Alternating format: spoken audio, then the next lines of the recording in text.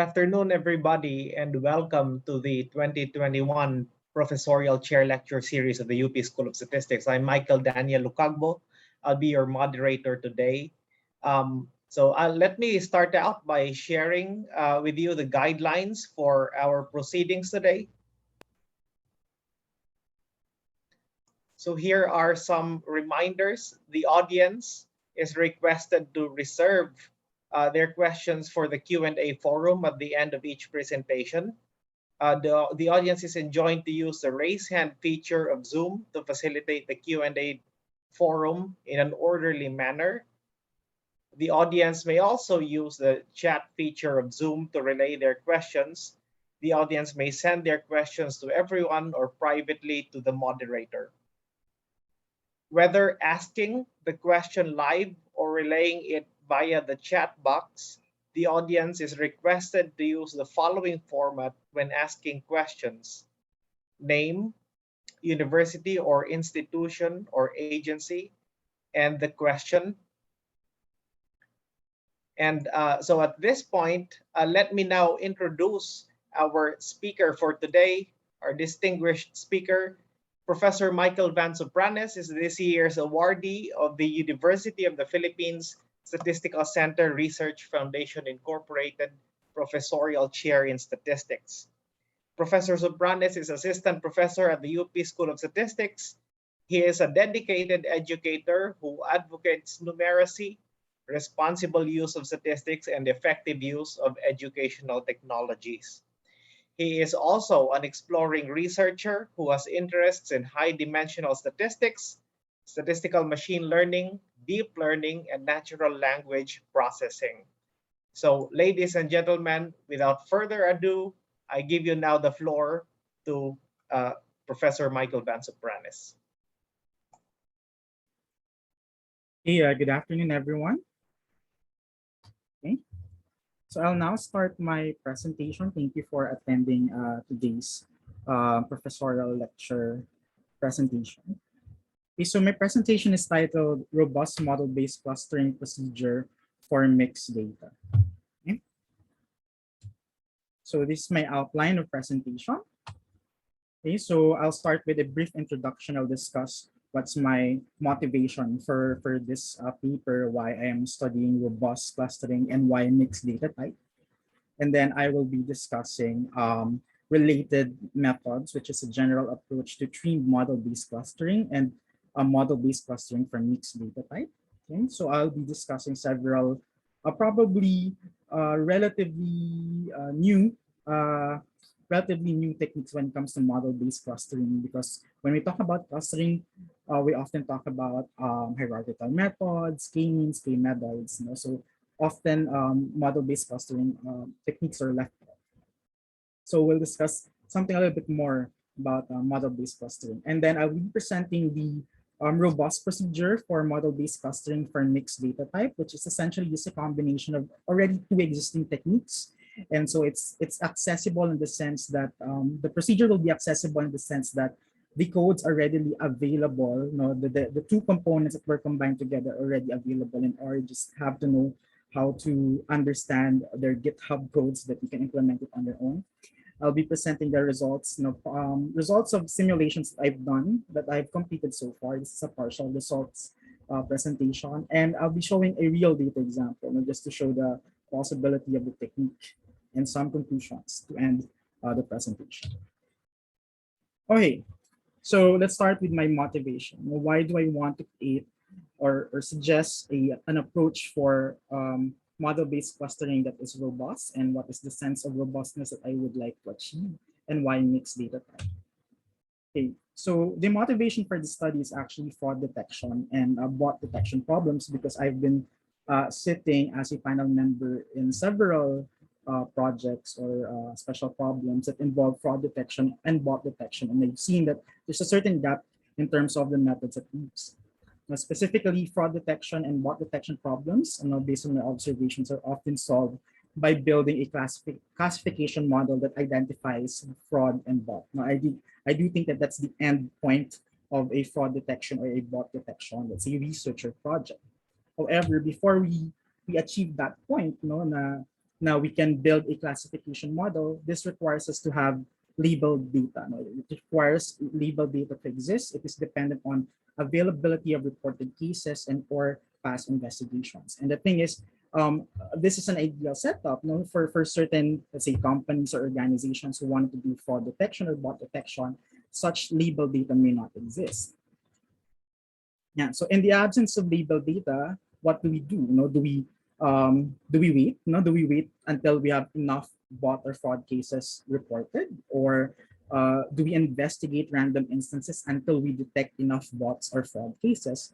In both instances, it's not the most ideal scenario to have, especially if you're a company. You don't want to have several fraud cases, or if you're doing a particular project and you don't want to spend so much time random picking or unstrategically picking observations that will be investigated for possible bot or fraud. So what can we do? Now, in the absence of labeled data, finding bot or fraud cases may be viewed as a problem of detecting outliers. And the thing is, this is not new. There are existing techniques on that, okay? So this is because bot or fraud cases can be viewed or described as occasional cases or observations that do not follow any normal behavior or common pattern. And because that's the case, no, we need to identify what is common or normal before we can justify that what we are detecting are actually outliers and not just simple exaggeration or not just realistic exaggeration of a normal behavior. No, so we would like to differentiate the two. Yeah, and for us to be able to do that, we need to have or identify clusters. Now, why clusters? Because typically there exist several types of common or normal behavior in the data, and just like in transactions data or in social media, we can't say that there's just one particular normal type of behavior. There could be several types of behavior, and so a bot or a fraud would be a kind of outlier that doesn't fit to any of this typical behavior. And so the problem, the unsupervised problem now becomes twofold. Now, first we have to accurately identify the clusters. And once we have accurately identified the clusters, we need to be able to do it in the presence of outliers so that we could identify later the outliers. Yeah. Now, the problem is standard or popular clustering procedures such as k-means or k-means algorithm are sensitive to noise or outliers. So if you're going to use it on a noisy data, most likely the results will be distorted. Now, outliers or noise could distort the result of clustering methods. Moreover, clustering methods often assume that all observations belongs to a cluster. There's no isolation of noise. Like for example, when we perform hierarchical clustering by default, we are assuming that every observation will belong to a certain cluster, same with k-means, etc. Now, the problem is almost always in reality, there is noise in our data, and these techniques does not differentiate the noise from what should be the normal. And that's what we would like to happen. Now, clustering methods also are often viewed just as a procedure for grouping or partitioning multivariate data. This is because most of our techniques do not have an explicit assumption about the distribution of data. So for example, when you talk about k-means, you don't really talk about the distributional assumptions, or you don't have, let's say, it should be normally distributed, etc. No, it's not explicitly stated in the common techniques that we use for clustering.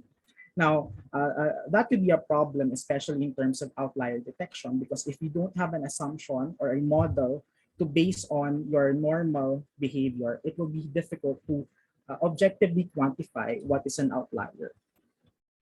Now, in fact, in the book of Fleury, titled, I think, the first course in multivariate statistics, he made a comment about k-means and other techniques that viewed clustering as a mere way of grouping or partitioning multivariate data, simply because it does not take into account any statistical structure. Kumbaga, no? So parang a lot of people would assume that they're objective because the method they use are not assuming any statistical assumptions, when in fact what happens is the results tend to be biased with respect to what the analysts want to see and with respect to the method they are using.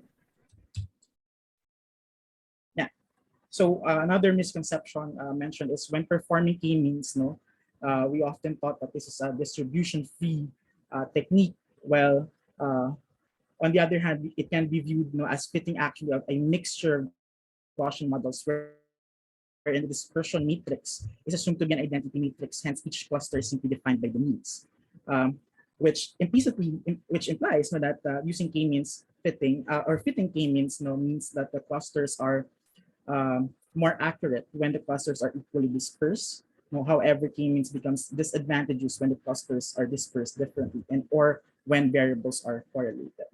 Now, these kinds of limitations could be addressed by actually assuming a model or using a mixture of model approach or a model-based approach in clustering. Because when the approach is model-based, we can also account for possible variations in terms of the dispersion matrix, not just variations in terms of the centroids of the clusters. Yeah, so model-based clustering allows us to account for varying ellipsoidal clusters by accounting and allowing different dispersion matrices. Now, without specifying a model, an observation following anomalous behavior is not clear. For instance, it is difficult to decide when a set of scattered observations should be considered as an extra group or merely as a background noise to be discarded. And that's why we are using model-based technique here, so that we can clearly define what is an outlier, what is a noise. Now, there have been existing techniques to address these problems. So let's first discuss what's a model-based clustering technique. So the common method for model-based clustering technique would be the Gaussian mixture model. So practically, we assume here, G components is equivalent to having G cluster, and each cluster is represented by a density function. And we practically assume that the density of our observations follow this form. So it's a mixture. It's a weighted sum of the different components. So pi I there is a mixing parameter, which describes the probability that an observation belongs to the IF cluster. Model-based clustering is fitted using an EM algorithm. I will not be discussing the details of an EM algorithm because there are different versions of EM algorithm I'll be presenting today. Yeah. Okay. However, the usual model-based clustering technique, the Gaussian mixture model by EM algorithm, is sensitive to outliers. Now, it does not account for having noise in the data. So in general, there are two approaches on handling outliers in model-based clustering approach. One is mixture modeling, the other one is streaming observations. This research focuses on, or this presentation focuses on trimming approach. When I say trimming approach, it's just like trim mean.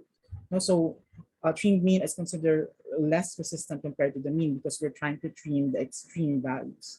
Now, in this case, it's a bit trickier because we would like to apply the trim approach. We would like to remove the observations, but we're working with multivariate data. So which means there's no clear direction where the tail end is, where the extreme value is. So, so that's the problem when it comes to the trimming approach on multivariate data. Now, however, Garcia Escudero et al. In 2008 presented a general framework that uses trimming observations to achieve robust clustering, and it can be potentially applied on any modeling technique. And so that is the T-class algorithm. So this is the usual EM algorithm. We initialize the parameters, and then we iteratively compute expectation value, and then update our estimates by maximizing the likelihood function or performing MLE.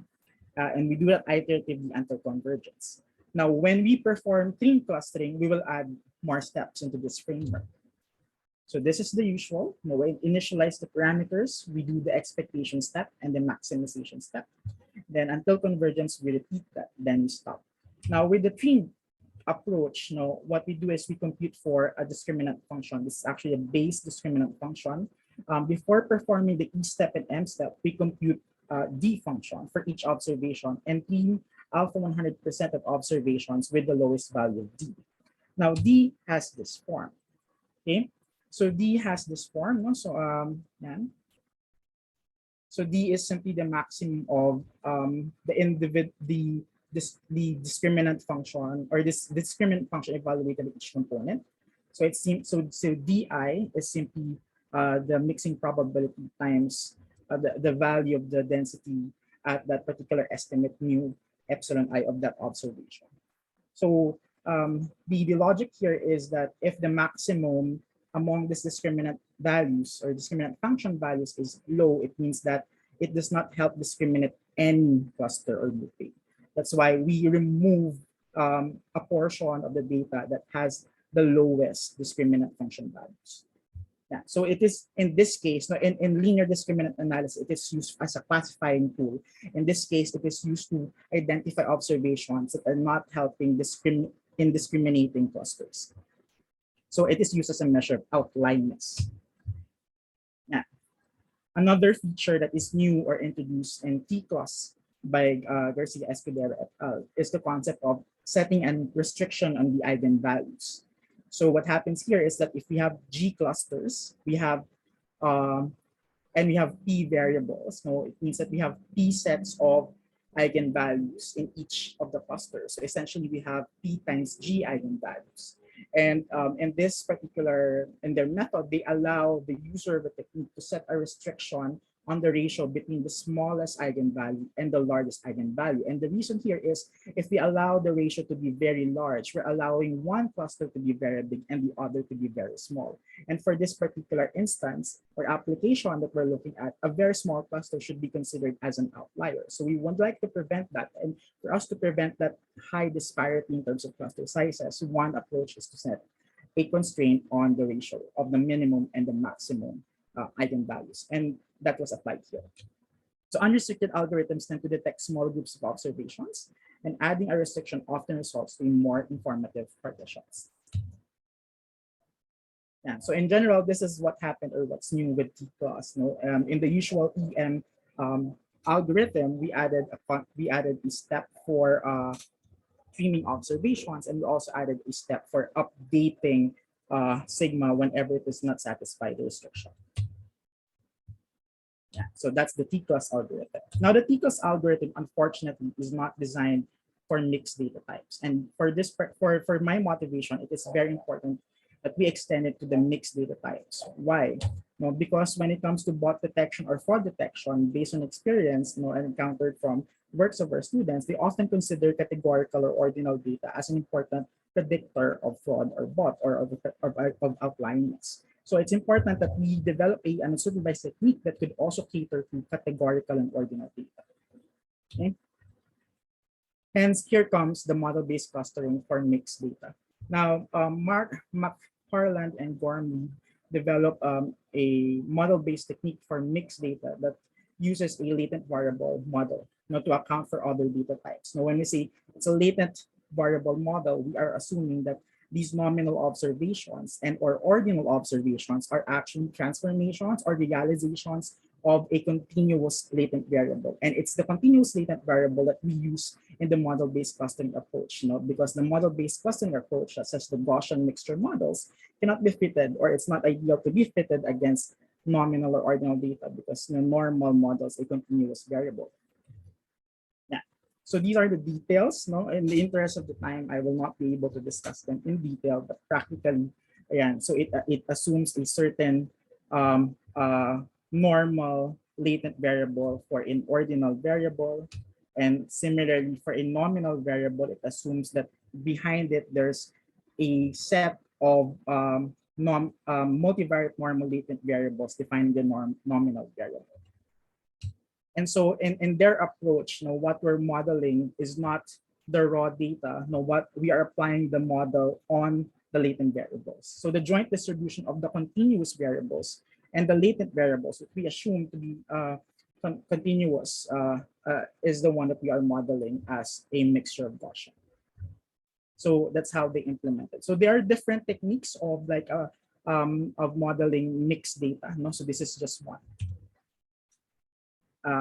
In addition, to simplify the calculation of the E-step, the expectation part of the EM algorithm, at the same time to simplify the process of performing Monte Carlo simulation. So because we are dealing with latent variables, we have to perform Monte Carlo simulation whenever there is a nominal data. Kasi for this case, yung missing data dun sa EM algorithm natin is not a simple single variable. It's a set of related values. It's a vector. So it has to be simulated statistically via Monte Carlo simulation.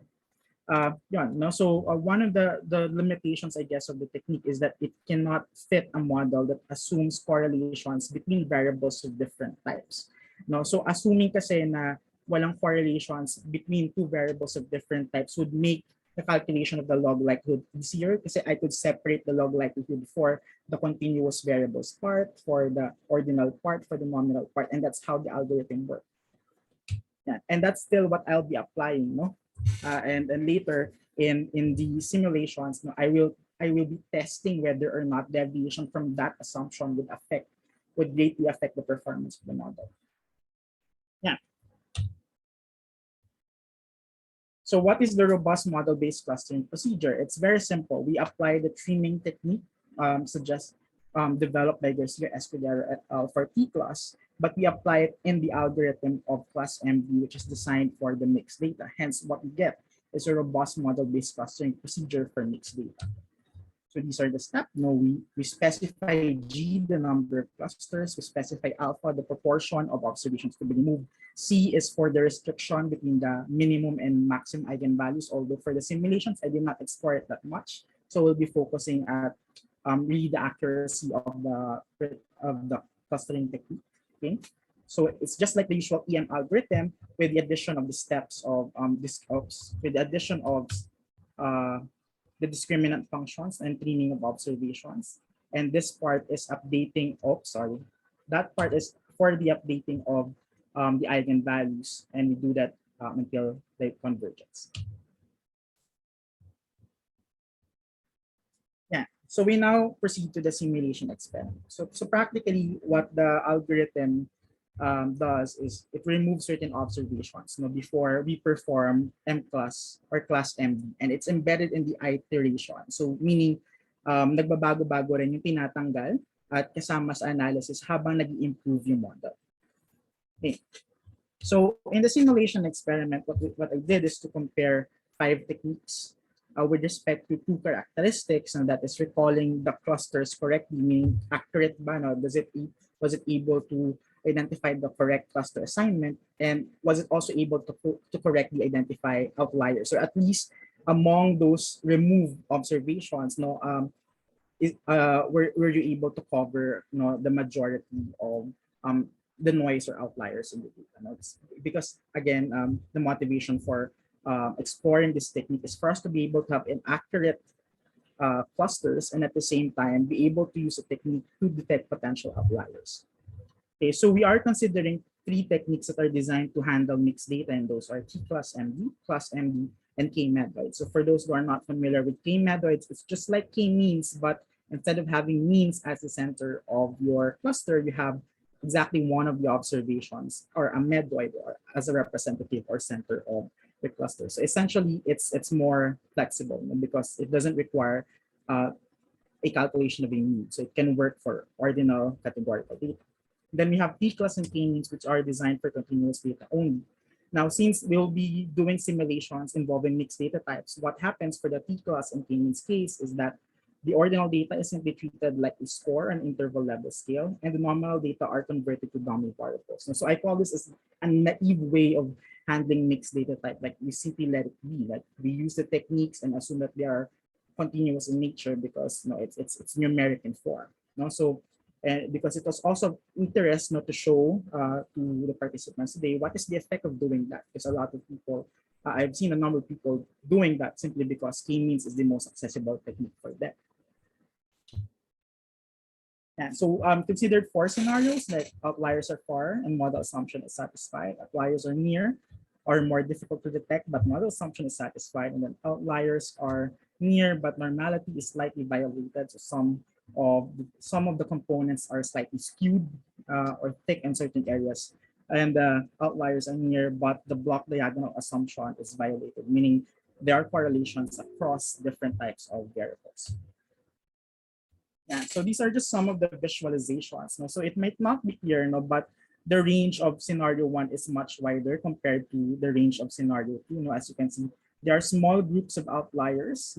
There are small clusters of outliers, which should not be detected as clusters, but rather should be detected as outliers. And for the second scenario, they're much closer to the main clusters compared to, let's say, this one. Although there's one cluster here that is near, or 2 of them, but most of them are far, which means that they're slightly more influential. They kind of pull away the centers of the means, the central means away from where they're supposed to be. Okay, so that's scenario 1 and scenario 2. And for scenario 3, it might be difficult to see, no, but you see, oops. And for the blue cluster, yan, you'll see a heavier tail on this side. For the yellow clusters, heavier tail on this side. It is done by using some transformation involving the t-distribution. So that's why we say there's a slight deviation from the normality assumption. And then for this case, it's not visible because we're plotting against the continuous variables only. No, but here we violated the idea that there must be no correlation between variables of different types. So what is the result?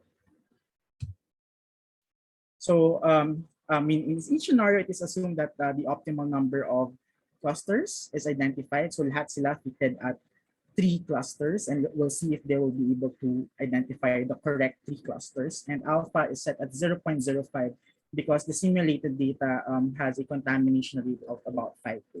And 9,800 is the sample size. We're working with high samples because one of the limitations of the model-based clustering technique is that the number of parameters easily increases as you increase the number of clusters that you would like to test or fit.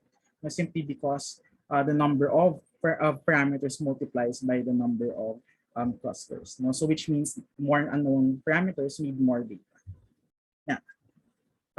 We are always considering mixed data in the sense that all types of variables are present. So you have continuous variables, you have an ordinal variable, and a nominal variable for all of our data sets. But just take note that the technique, the class MD model, can be applied even for a mixed data of just ordinal and nominal, nominal and continuous. Now the continuous part need not be there for it to work. Yeah, and the number of replicates per scenario is 100.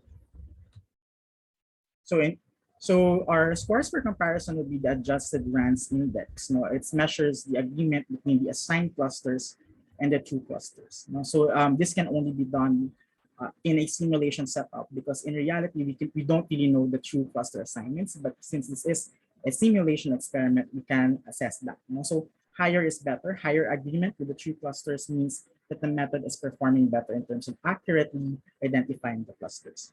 And then the other component is for detecting outliers, which means simply the proportion of outliers that are correctly trimmed out of the data for techniques that involve streaming, and that's just P class and P class MD. Yeah. So for scenario 1, wherein the outliers are relatively more influential, because they're much far from the normal or from the majority of the observations, we could see that T class MD outperforms the rest in terms of ARI.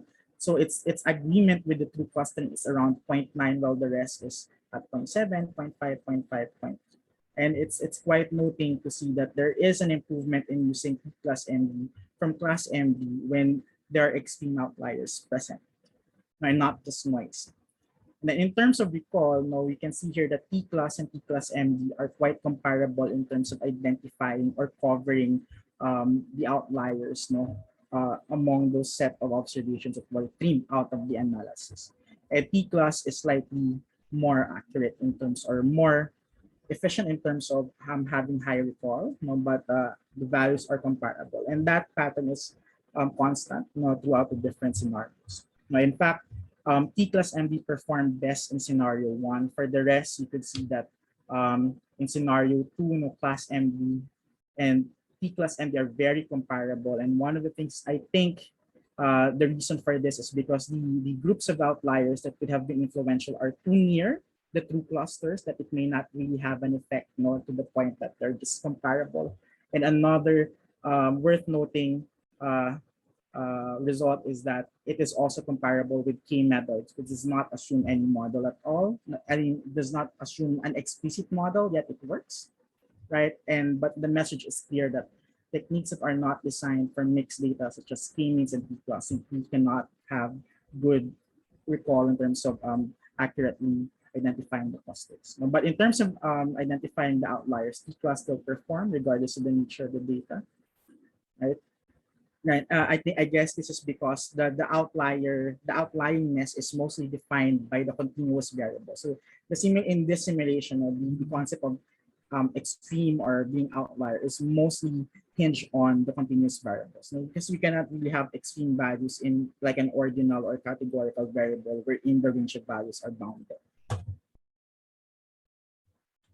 Yeah. In scenario 2, we get similar results. Plus MD and P plus MD are comparable, but P plus MD with the added feature of being able to identify the outliers. Now, the accuracy went down, and this is the case when there's a slight deviation from normality. So I do think that there's some strictness in terms of that assumption. But in terms of violating the block diagonal assumption, there's also some decrease, knowing that in scenario 1, there's like 90% recall, now they're just 80%. But in both cases, the percentage of recalled outliers is still pretty high. But we can see that deviation from those assumptions would result to slightly lower accuracy. Yeah. And for this case, comparable yung results in class MD at P plus MD. And I guess it's because of the way I set up the outliers. It might not be too influential in scenario 4 for it to have an effect on class MD. So in summary, T class and T plus MD are comparable in terms of detecting outliers or noisy points, but T class has an advantage on T plus MD in the sense that it results still on relatively accurate clustering results. In general, P class plus MD and K methods are comparable in terms of clustering accuracy when the noise is not too varied or wide, and or outliers are not very far influential, but more simulations has to be done for this to be established further, because it could be confounded with the idea that certain scenarios actually deviated from the assumptions of the model, and that may have caused to lower the accuracy of the model. So however, P plus MD is clearly the best in scenario 1, wherein the small clusters of outliers are relatively far from the cluster centroids, which may imply that those outliers are somehow more influential. And the advantage of P plus MD is much appreciated when the outliers are found at the extreme ends of the distribution of points, just like in scenario 1. And clearly, naively applying k-means or P plus to mixed data generally resort to poor clustering accuracy, whether it's streamed or not streamed. So this is just some visualizations. You can see here that for T class MD, this particular instance, the clusters are correctly identified, and you also correctly identified the outliers, the gray colored ones. And that's why siya talaga yung best for scenario 1. For scenario 2, this is just a quick visualization of T class. And you'll see here, it's already incorrect in this part. The blue and the red ones are mixing together. And then for class MD, also relatively correct in terms of the main clusters are correctly identified. It's just that it does have the capability of identifying outliers. So what happened for this case is nag-overcompensate siya dun sa cluster 2, or it's a blue cluster. Lahat ng noise pinasok na dun sa blue cluster. And so you may still get like the correct mean or relatively correct centroid, but you'll get a false idea of how varied the cluster or big the cluster is.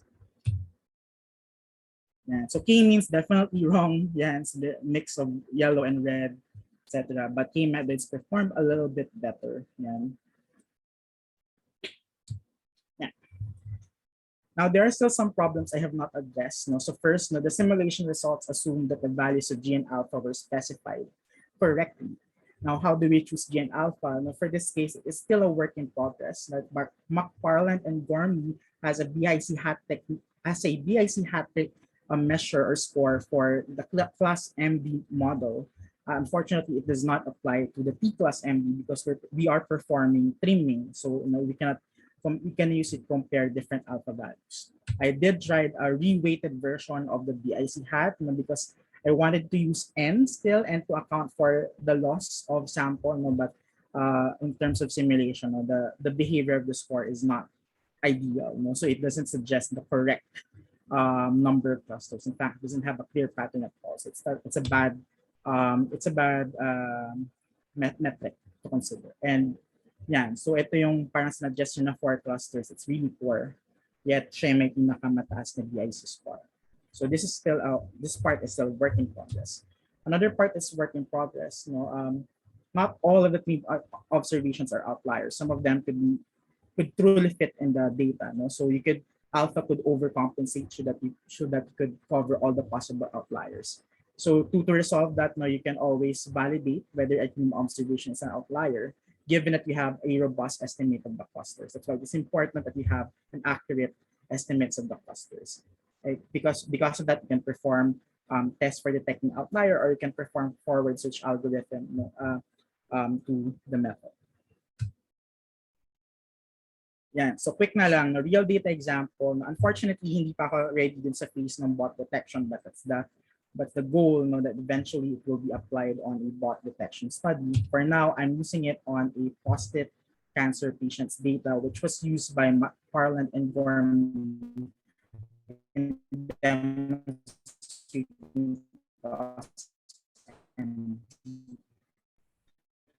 right. Yeah, so the data also has some outliers like this one. Oops. Kumbaga hindi siya nakaka-affect two clusters. So you have cluster 1 here and you have another cluster here. So syempre lahat kasama kasi class M ito. And then our gusto lang natin makita for this real data example is that T class MD will be able to automatically identify at least these observations that are far out of the mass of the points, no, without really telling them na ito dapat yung matanggal. So yung model talaga yung maka-identify. And when we fit two clusters for T class MD, yes, it will be able to identify those points as outliers. Of course, may mga sobra, no? And since I'm projecting it in 2 dimensions, higher dimension kasi talaga to, na posibleng outliers din talaga yung mga ina. So you can see here in the real data example na nakikita naman niya talaga yung robust, yung mga outliers dapat sa data. Ayan, so quick na lang, no, characterizing the team observations, because this is interesting because these are the 2 clusters and then these are the outliers, yung 999. And in terms of age, you'll see here that they're relatively younger, pero lahat sila prostate cancer patient, no, 50 to 90 years old, no. Yung outliers or yung noise, na-identify sila nasa 50 to 70 years old sila, while yung mass ng points for those na nasa normal or not outliers ay nasa 70 to 80. Yeah. And another interesting result is itong observation na to, no, if you look back dun sa kanina, si observation 466 yung malayong-malayo din sa taas. Apparently, siya yung malayong-malayo sa taas ng sa systolic blood pressure. That's why it's an outlier. It has a very high systolic blood pressure. And similarly, sa 64 yung nasa baba naman, it has the lowest systolic blood pressure. So yeah, no, so the clustering algorithm is able to see that more efficiently, no, compared to us na kailangan natin isa-isahin yun para makita natin yun. Yeah. So in conclusion, in general, the proposed method strikes the best balance between detecting outliers and recalling the correct clustering structure. It can outperform standard methods for themed clustering or mixed data clustering procedures when the outliers are very influential, as in scenario 1. Promising results were observed in both simulations and real data application. However, optimal properties can only be attained when optimal G and alpha was selected. No, and there's a need to further study possible information criterion for T class M. Based on simulations, naive ways of handling mixed data result to poor clustering. Hence, it is always better to use a technique designed for mixed data whenever the task involves clustering mixed data. In addition, there is a need to explore and or develop an appropriate test or procedure for validating whether a team observation is indeed an outlier. Actually, this part, there are already existing procedures for that. No? We just have to, I guess, study whether it would work vis-a-vis the robust clustering procedure and vis-a-vis the idea that it is a mixed data case. Yeah. The method can potentially be used in unsupervised outlier or anomaly detection, and that's the goal. And lastly, even though the results are promising, it is quite understandable why an average analyst would tend to use k-means for most clustering problems. It is easy to implement. It has minimal restrictions. It is very accessible. I guess those are the things why it's very popular. In addition, the number of free parameters increases quickly for the case of model-based clustering when more clusters are considered, and the same And we cannot say the same for k-means. So kumbaga wala masyadong restriction when it comes to fitting number of clusters. So there are still some problems. And even algorithmically, fitting, applying trimming in unmixed data could result to sudden stop in the algorithm kasi posible na yung isang cluster mo, yung isang variable, yung categorical variable, wala nang variation. So yung sigma mo magkakaroon ng zero variance and it results to a problem in terms of EM algorithm kasi yung categories niya doon, isa lang yung na-observe niya for a particular cluster. And those kinds of scenarios are not a challenge when it comes to modeling ng all continuous data kasi bihira naman mangyari yun na mag-zero yung variance ng all continuous data.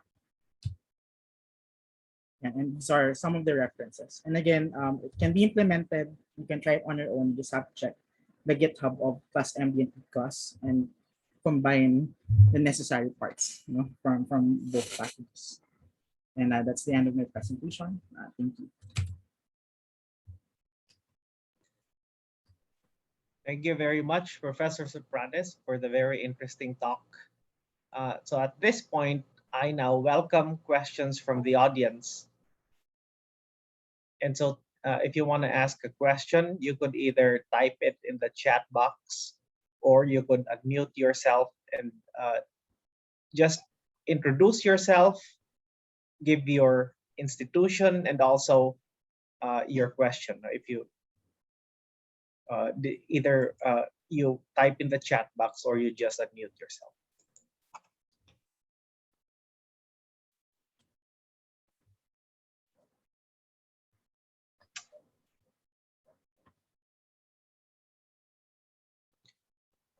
We have one question here.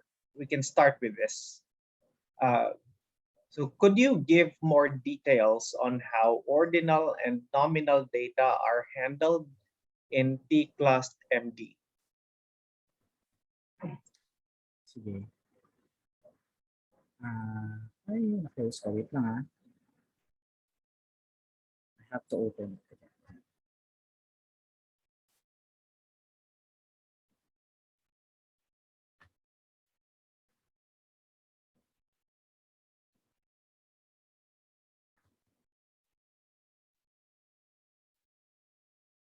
Okay. I have to share screen again. Okay.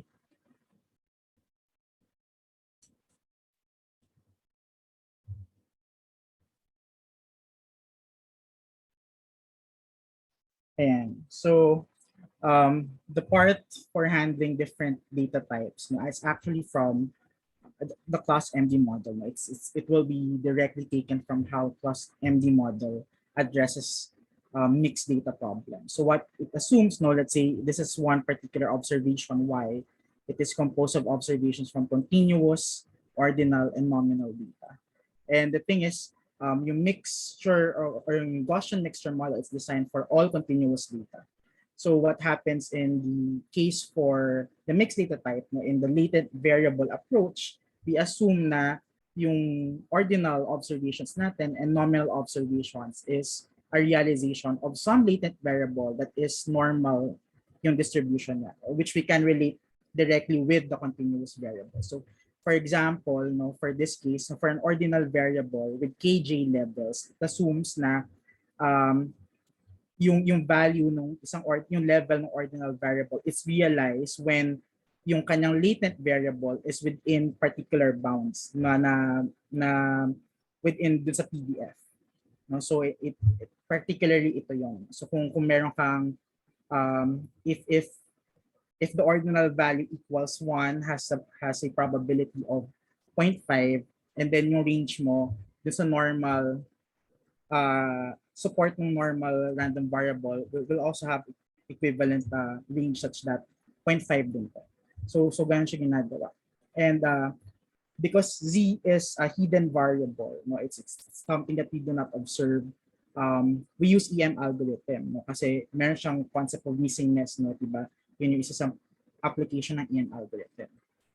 Yeah, so ganun siya. It's actually, kung ordinal lang yung maradagdag, it's just a straightforward EM algorithm, assuming na meron kang hidden variable na continuous in nature, which explains your ordinal data.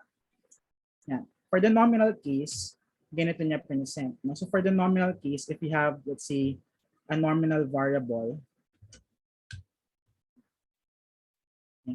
with KJ categories, no? So kunyari, apat na categories, yan, i-assume niya na yung latent variables natin is KJ minus 1 dimensional multivariate normal random variables. So for this case, kung KJ, meron tayong KJ minus 1 na multivariate normal random variables following a particular mean saka sigma. Tapos ito yung parang data generating process na inassume niya for the category. So what it does is if all of the z's are less than 0, edi 1 siya. Kasi yung 1 niya dito parang siya yung base category or reference category. And then it takes a value of 2 to k minus j when the maximum is equivalent to the corresponding z nung k to k minus j. So kumbaga ito pwedeng siya yung sa category 2, ito yung for category kj.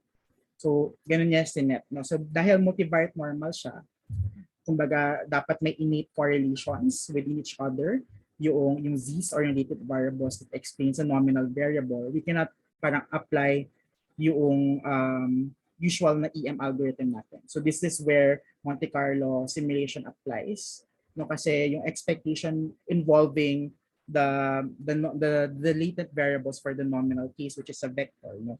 Yung probability of observing a particular vector or a particular category na ini-estimate siya using Monte Carlo simulation. So dito na yun. So yan, wala pa pala dito yung Monte Carlo. No? So practically yung model, yung mixture ng normal components applies to the continuous, the joint of the continuous and of the latent variables z.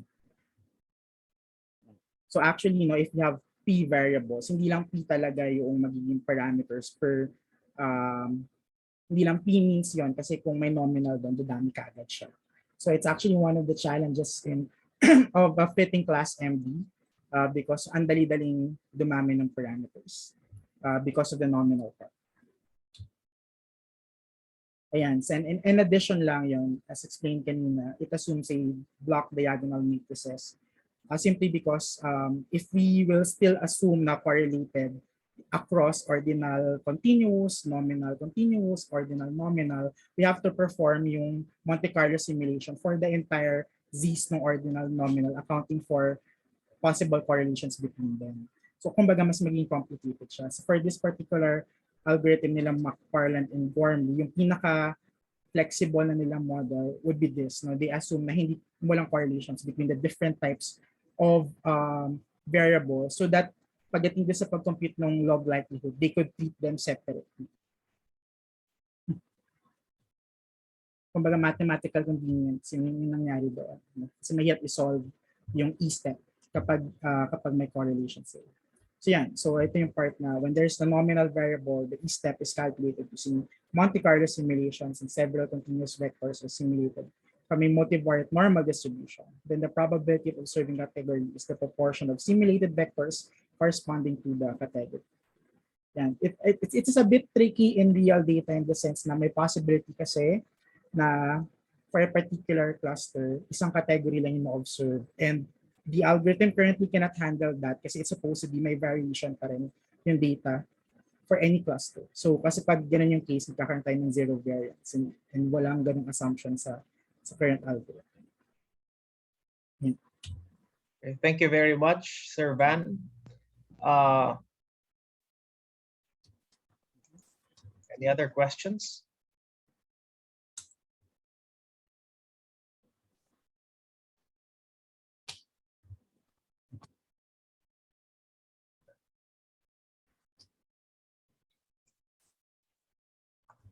So siguro I have a related yeah, Dean Lance is just raised his hand. You can go ahead, Sir Lance. Thank you, Mike. Ivan, sorry, quick question lang. Do you also explore looking at the effects of possible contributions due to variations from the different types of variables? See, for example, nagdo-dominate doon sa data, dominate perhaps in terms of number of variables or yung variation inherent yung on the nominal variables versus yung continuous or ordinal. I was just thinking perhaps meron ganong data na common, yung setup na konti lang yung continuous, and then mas madami yung nominal and ordinal. And in the traditional clustering, potentially because of yung effect on variation by traditional or usual measures, distance measures using clustering methods, nagdo-dominate pa rin yung continuous variables over the nominal. Pero in this case, have you seen via class MD or T class MD kung merong significant change or effect kapag mas madami yung nominal halimbawa? Thank you. Hindi nila trinay, sir, yung ganong scenario sa class MD. Pero yung design, tingnan ko kasi yung pagkakaprogram nila dun sa algorithm talaga. They designed it in such a way that it could also handle case wherein wala talagang continuous. Pero Agree.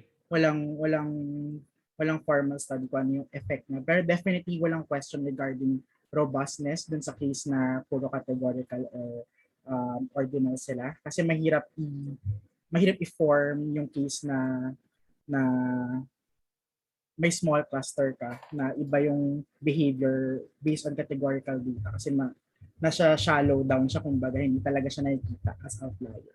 I see. Yan. Sorry, follow up lang. For additional question, baka hindi ko lang na-catch kanina, paano mo formulate yung outliers? Yung outliers are dalawang versions. Merong noise lang, so ganun nila so parang yung totoong outliers naka-embed sila sa malaking normal, nakalat lang. Tapos meron ding small na normal na sila nag-simulate ng small groups of outliers na medyo tight with each other. So parang hiwalay kagad yung pagkakasimulate ng observations na yun. Yes, sir. Pero sa data, mag-overlap sila. Yeah, I understand. All right. Okay. May mention ka kanina na T yung basis mo for that? Meron ako isang scenario na yung components ko, tinransform ko siya using Mach 1 tiles nung T para tumaba yung tails kasi gusto ko ng slight deviation lang from normality to check if it would affect yung performance kung narin yung outlier detection. Kasi yung discriminant function, sabi ni Fleur, parang very important daw yung strict adherence to the normality assumption. So I would like to parang test that. Yun. Pero medyo ngayon confounded siya kasi nagsabay yung outliers saka yung non-normality. So hindi ko pa mahiwalay if it's due to outliers or due to deviations from the assumption. Okay. Yeah. Thank you. Thank you, Mike. Thank you, Sir Lance and Sir Van. Here's another question. What statistical software available in detecting outliers? From Marty Banyaga. Detecting outliers. Marami kasing maraming konsepto ng detection of outliers. So for this case, kunwari itong T-class, so there's a T-class package in R. No, so pero design lang siya for continuous data. Yon, and then marami pang iba sa R, no? Pero for specific for clustering, yung T-class na yung pinaka-general. Kasi meron din siyang stream k-means, stream other frameworks, no? So available na yun sa R, no? But if it's a mixed data problem like what I did, kaya naman siyang magawa sa R din, but you need to do your own work lang, no? Kasi you have to reverse engineer yung functions ni T-class sa CMD class kasi nasa GitHub naman yung codes nila. So madali lang pagsamahin yung components na kailangan for training and components na kailangan for mixed data. So R lang currently alam ko. Definitely sa Python meron pang ibang konsepto ng outlier detection, ng mga random forest base, mga ganun. So meron din sa Python, meron din sa R. Yung mga dbScan, yan. So meron din yun sa R, sa Python. Okay. I think we can take one more question.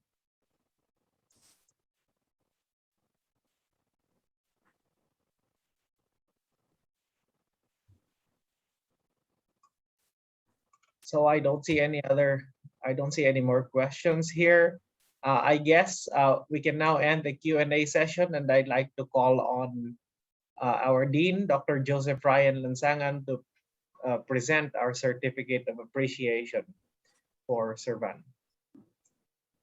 Yeah, thank you, Mike, and thanks again, Van. But before the awarding, let me first briefly explain. No, I think we have guests here, non-regulars for our colloquium and first-timers for our PC lecture series. No, let me just explain the awarding of professorial chairs to UP faculty. A professorial chair is a form of recognition for achievement in the academe established to advance knowledge and learning in various fields or disciplines. And this is awarded to a faculty member who has shown outstanding performance in teaching, scholarship, or research productivity and service to the university and the larger community. And when awarded, the recipient shall deliver their professorial chair lecture or publish their work. So for the School of Statistics, we actually have several professorial chairs funded by or through the or managed by the UP system through endowments from non-government institutions and by or managed by the UP Statistical Center Research Foundation or UPSCRFI. And for this afternoon, we have Van as one of our professorial chair awardees. So please join me in recognizing Professor Supranes for his Professorial Chair Award. Let me just share my screen.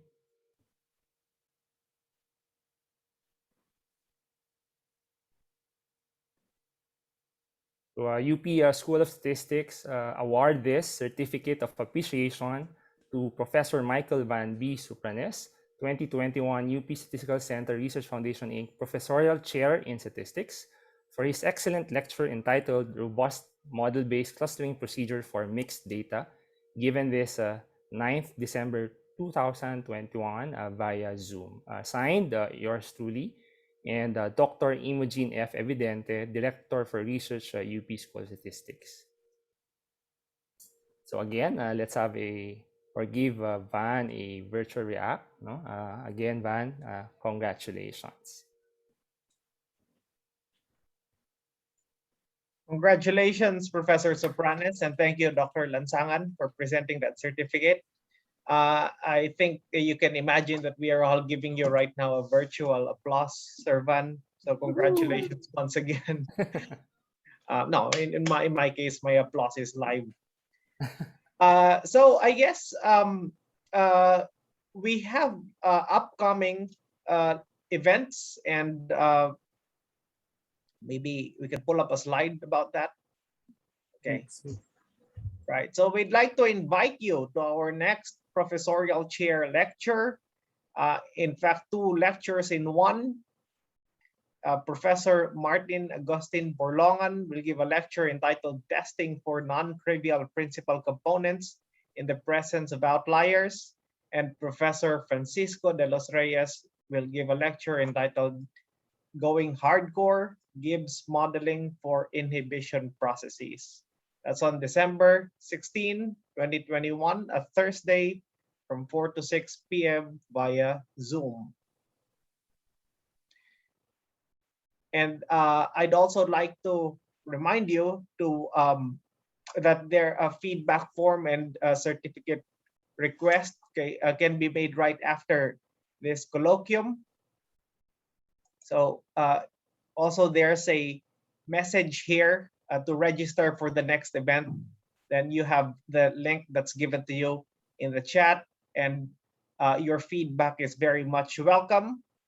To give your feedback and or to request for a certificate of attendance, please fill out the form that's also there in your chat, and do that right now while it's still available. That link is available to you.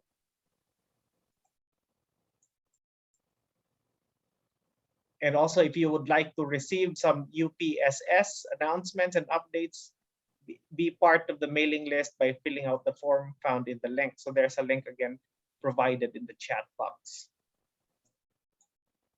We encourage you to attend our future events. We hope to see you in our next Professorial Chair Lecture. Once again, I'm Michael Daniel Lucagbo, and on behalf of the research committee and in behalf of our speaker today, I would like to thank you for coming over.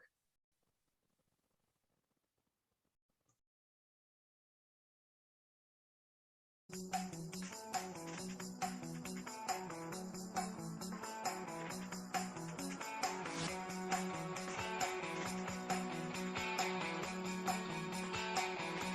you, Mike. Thank you, everyone. Thank you, G.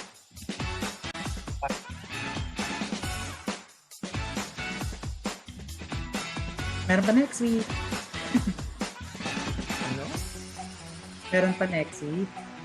Yeah, next week.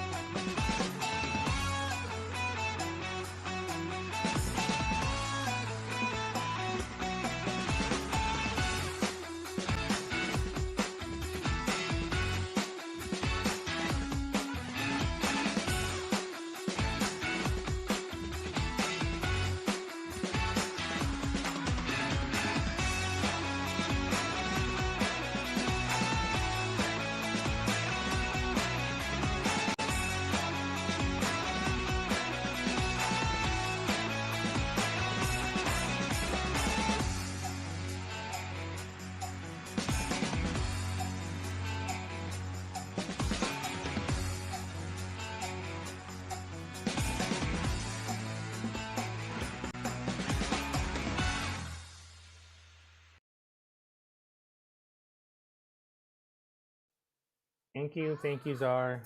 Thank you, Jeannie. Thank you po. Parang bago yung background music natin doon sa end slides natin. Oo nga, sir. Sabi ko kay Zar, binagay ba niya sa speaker? Oh, ganun. Sige, so abangan natin next week kung Oo nga, magbabago Zar. yan. Nako. Thank you, sir. Thank you. Bye. Bye-bye. Jeannie, Mhm. asan ka na sa 207? Mamaya. Mamaya. Nasa na ba ako? Tonight yung mag-start ng, well, medyo nag-start na ako last time ng stat, pero ngayon yung mga, yung Alright. Rule 12. Okay. Yeah. Thanks. Na-review mo pa yung notes. Tayo kung tapusin yung module 17 by... Kasi hopefully nagulat done na nga by ako, tomorrow. ang dami ng laman nung Kasi parang sabi ko, okay, nung nakita ko kanina, sabi ko, ay, ang dami na palang laman, kompleto na pala siya. Module 17 na lang. Bakit, sir? May module 17 pa. Okay. Kaya ba nating tapusin yung lahat, sir? Well, kung meron ka pang 4 meetings, tama? Or 3 meetings na lang. Medyo marami pa ako. 4 pa ako. Yeah, maiksi lang yung iba doon. Maiksi lang, for example, yung sa variability, no? Sobrang iksi lang nun. And then, yeah, maganda yung